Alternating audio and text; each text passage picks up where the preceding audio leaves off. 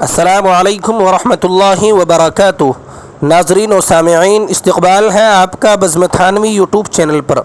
ناظرین، آج ہم آپ حضرات کی خدمت میں مادر علمی دارالعلوم دیوبند کا وہ نایاب واقعہ لے کر حاضر ہوئے ہیں جس کے بارے میں بہت کم لوگ جانتے ہیں، بہت کم لوگوں کو پتہ ہے۔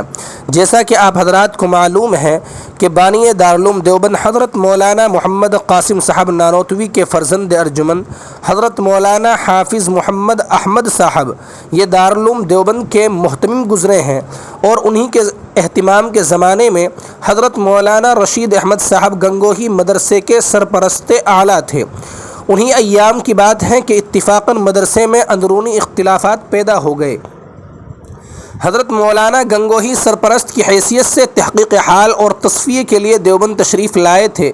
فریق مخالف نے حضرت حافظ صاحب کی شکایت کرتے ہوئے مطالبہ کیا کہ حافظ محمد احمد صاحب کو اہتمام سے علیحدہ کر دیا جائے، ان کو محتمم کے عہدے سے برخاست کر دیا جائے۔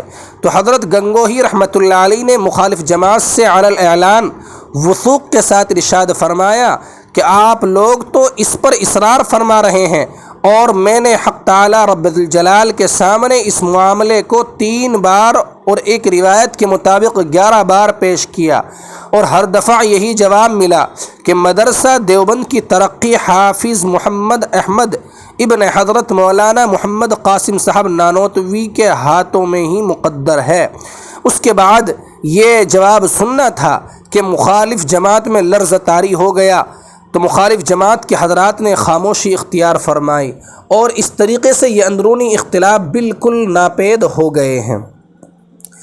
یہ واقعہ مادر علمی دارالعلوم دیوبند کے تعلق سے آپ کو سنایا گیا ہے۔ آپ کی اس پر کیا رائے ہے کمنٹ باکس میں ضرور پیش فرمائیں۔